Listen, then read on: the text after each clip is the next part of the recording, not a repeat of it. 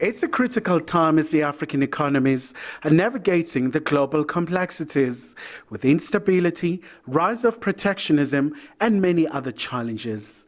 Delegates here are seeking solutions in Botswana, a country that's just experienced a political transition. The amount of courage that we need here today for the exercise that you'll be engaged in the next 3 days and going forward requires more courage than that required for a soldier on the battlefield.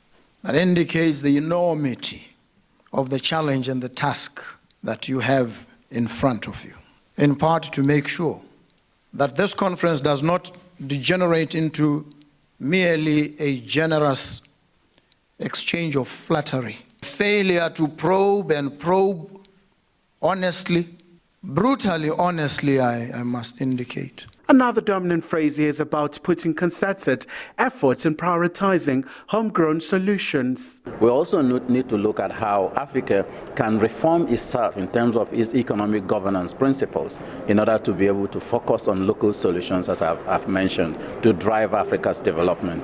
You will agree with me that Africa is a very rich continent. We are rich in natural capital, we are rich in human capital, we are rich in culture, we are rich in social capital, and everything it takes to make development happen.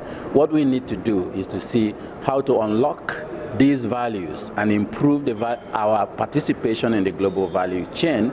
United Nations is a significant partner for Africa's development. First is to establish the importance of coming together.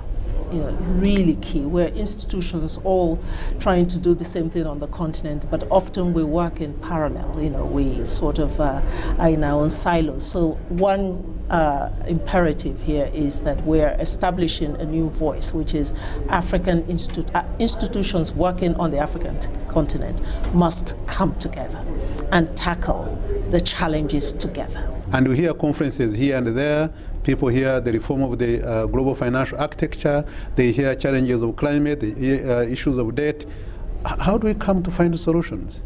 And this, it cannot not be done by one institution, but let's come together with other governments, and try to debate and find something that can make more sense, that can give hope to our own countries. And that's why we are here. There is a great deal of expectations for these participants to be at the forefront in crafting solutions that will decisively tackle problems facing the continent.